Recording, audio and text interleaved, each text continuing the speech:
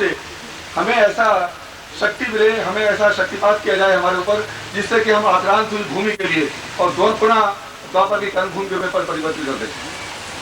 3 युद्ध हुए पानीपत पे भूमि को आक्रांत करने के लिए, तो 3 कैंप का होना आवश्यक है। मैं अनुरोध करता हूँ। तो 3 शिविर में से 1 कैंप लास्ट ईयर हो चुका था, 1 कैंप ये हुआ है।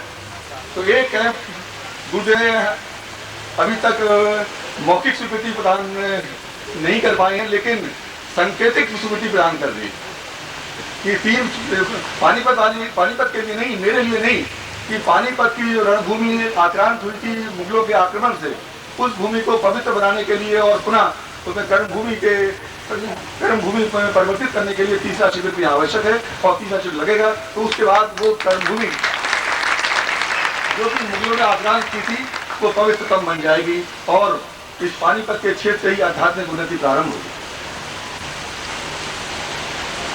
मैं ज्यादा समय नहीं लूंगा गुरुदेव का, इतना अवश्य कहना चाहूंगा। मैंने कल शाम भी ये संकेत दिया था कि आज के युग में गुरु तो अनेक हैं, योग्य भी हैं, सक्षम भी हैं,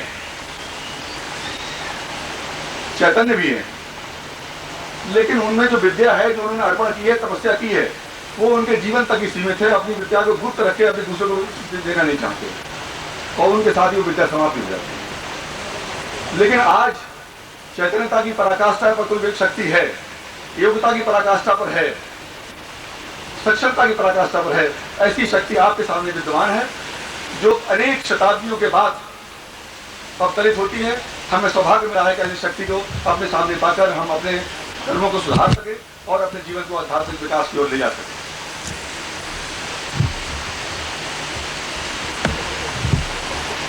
माननीय सारे गुरु भाइयों को यद्यपि आए हैं यहाँ पर पूरा महोत्सव मनाने के लिए, लेकिन मेरा ये धर्म हो जाता है कि मैं उनका अभिनंदन करूं। तो जहां गुरुदेव का मैं अभिनंदन कर रहा हूं, मैं आप सब भाइयों का भी अभिनंदन करना चाहता हूं कि आपने दूर दूर से आकर यहाँ कष्ट उठाए हैं। यहाँ पर कोई व्यवस्था ना होते हुए भी आपने प्रसन्नता व्यक्त की है, इसलिए आप सबको मेरी तरफ से बहुत आभार है और अगर कोई कष्ट हुई है उसके लिए क्षमा भी मांगूंगा। मेरे पास अनेक पत्र प्राप्त हुए कि गुरु पूर्णिमा के महोत्सव के अवसर पर हम 22 तारीख को आ रहे हैं, 21 तारीख को आ रहे हैं। अधिकांश शिष्य लोगों का ये सब मुझे मैसेज मिला है कि वो 22 तारीख को आएंगे, लेकिन वो केवल गुरु पूर्णिमा के अवसर गुरु के चरणों का दर्शन ही करेंगे, आशीर्वाद ही प्राप्त करेंगे। आज से आप लोग आए हैं, निश्चय ही आपने अच्छे कर्म किए हैं, आज से आपको गुरु का सानिध्य प्राप्त होगा, चरणों का सानिध्य प्राप्त होगा और आप जो गुरुदेव साधना करवाएंगे उन साधनाओं के माध्यम से आपके जीवन का आध्यात्मिक विकास प्रारंभ होगा। ये निश्चय ही ऐसा अवश्य होगा।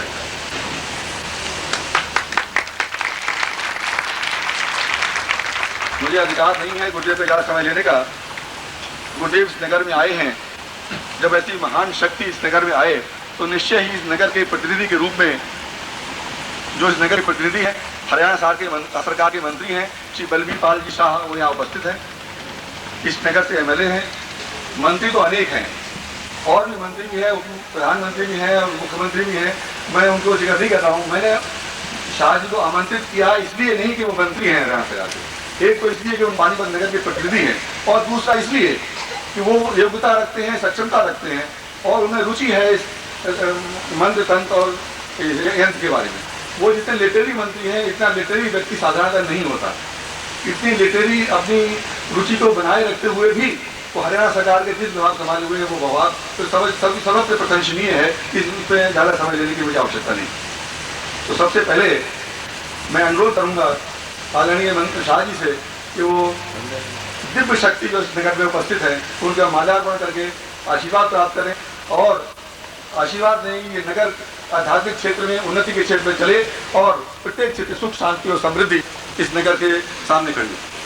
आदरणीय शाह जी।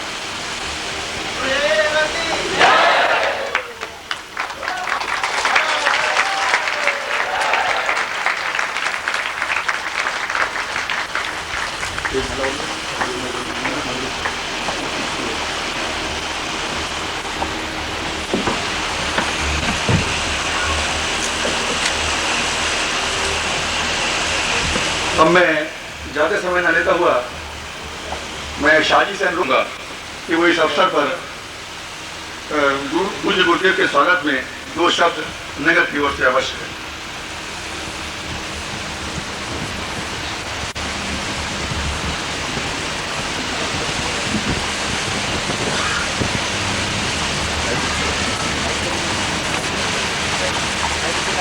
परम श्रद्धेय प्रातः सिमरनी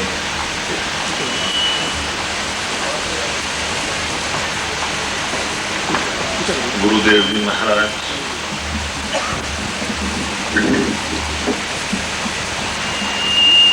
पूजनीय माता जी, वंदनीय छोटे गुरु जी, आदर और मान के लोग यहाँ पर उपस्थित, धर्म प्रेमी मेरे आदरणीय बुजुर्गों, नौजवान साथियों, मातृशक्ति,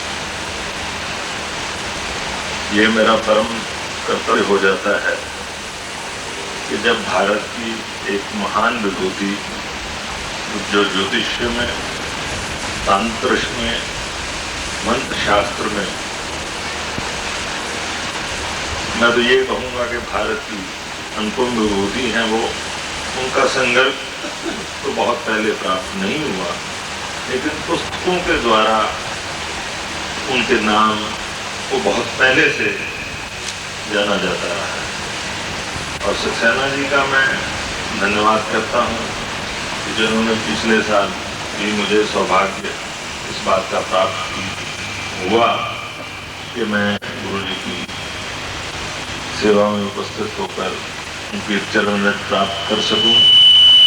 इस बार सक्सेना जी ने ही प्रेरित किया,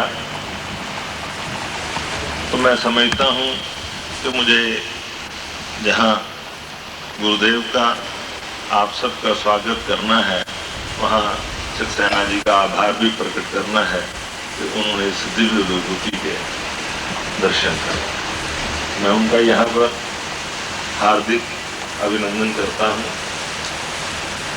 गुरु की अपनी योग्यता होती है। जो छठी क्लास को पढ़ाने वाला गुरु है वो छठी तक पढ़ा सकता है, 10वीं वाला 10 तक, PhD वाला PhD करवाएगा। जितना जिसका अपना अनुभव होगा, शिष्य को वो उतने ही गहरे और उसी अनुभव में ले जाने की क्षमता उस गुरु में होगी। तो गुरुदेव में अपार क्षमता है, इसमें कोई दो राय नहीं है। हमारे देश का मार्ग अध्यात्म का मार्ग, हमेशा अध्यात्म का मार्ग रहा है और बहुजन हिताय बहुजन सुखाय की नीति पर हमने हमेशा अमल किया है।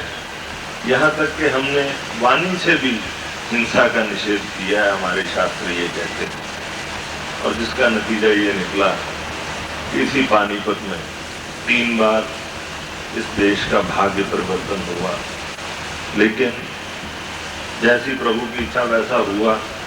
और सक्सेना जी ने अभी कहा कि 3 बार तो गुरुदेव जी को अवश्य पधारना चाहिए। 3 बार 3 लड़ाइयों के लिए है, लेकिन चौथी बार आगाज एक नई लड़ाई का आगाज करने के लिए मैं करूँगा। तो वो 3 तो बराबर हो गए, लेकिन चौथी बार यहाँ से, इस भूमि से, पवित्र भूमि से धर्म का आगाज भी होना चाहिए। और मैं जो सहयोग बन पाएगा राजनीतिक के तौर पर वो करूँगा। वैसे लोग कहा करते हैं कि राजनीति और धर्म का कोई मेल नहीं है, लेकिन बेमेल भी नहीं। हाँ, एक पहिए 2 हैं, उनके बीच में धुरी एक है। समानता अगर होगी दोनों में तो रथ चलेगा। जो लोग ये सोचते हैं कि धर्म ऊंचा है या राजनीति नीची है, वो शायद हमारे भारतीय इतिहास को नहीं जानते। शायद उन्होंने महाराजा जनक के बारे में नहीं पढ़ा या राम और कृष्ण के बारे में जानने की कभी कोशिश नहीं करी। ये सभी राजनीतिक व्यक्ति थे। और हमारा जो धर्म था वो एक किस्म का अंकुश था राजनीति। और राजनीति जो धर्म रहित हो जाती है, और राजनीति में कूटनीति में परिवर्तित हो जाती है। और जब कूटनीति आ जाती है तो वहाँ पर अपने प्राय का अंतर समाप्त हो जाता है। वो भावना वेदों की समाप्त हो जाती है, जिसमें हम कहते हैं कि वासुदेव कुटुंबकम, फिर इंसान नहीं रहता। और उसके आचरण में जब फर्क आता है, उस उसकी सोच में जब फर्क आता है तो कहा करते हैं यथा राजा तथा प्रजा, तो प्रजा की सोच भी बदल जाती है। आज का युग ऐसे ही द्वंद्व में से गुजर रहा है। तो मेरी तो गुरुदेव से एक प्रार्थना है कि इन दोनों पहियों को एक धुरी पर संग कर दीजिए, तो इस देश का रथ बहुत आगे दौड़ेगा और भारत जो हमेशा से जगत गुरु कहलाया है, जगत गुरु कहलाएगा, संपदा की वजह से नहीं। अगर हमारे पास संपत्ति बहुत हो तो हम जगत गुरु कहलाएंगे, ऐसी बात नहीं है। हमारे पास जो आध्यात्मिक संपदा है उसके आधार पर ही हम जगत गुरु कहलाए हैं, आगे भी कहलाएंगे, ऐसा मुझे पूर्ण विश्वास है। और पानीपत की धरती पर भी विश्वास है कि इसमें भी थोड़ा सा परिवर्तन सक्सेना साहब ने तो देखा है, उनके अपने आंखों से ही हो रहा है, होता रहेगा। तो जो भी बाहर से साथी आए हुए हैं, मैं उनका स्वागत करता हूँ और आशा करता हूँ कि नव वर्ष की बेला में गुरु पूर्णिमा पर जब वो दोबारा आएंगे, जैसा कि संकेत हुआ है और चौथी बार के लिए मैंने अनुरोध किया है, तो इस पानीपत में आप बहुत सा परिवर्तन पाएंगे। गुरुदेव का इस पावन धरती पर पुनः आगमन पर उनका आभार प्रकट करता हूँ और आशा करता हूँ कि अपने आशीर्वचन से हम सबको भौतिक, लौकिक, आध्यात्मिक और मोक्ष की ओर अग्रसर करने वाले जो है मार्ग और लक्ष्य जो है हमारे धर्म का, उसके बारे में बताएंगे कि कैसे हमने अपने जीवन में इसको जीना है।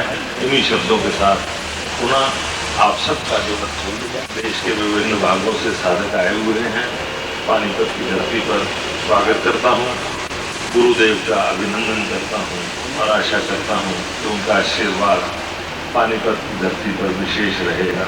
जय भारत।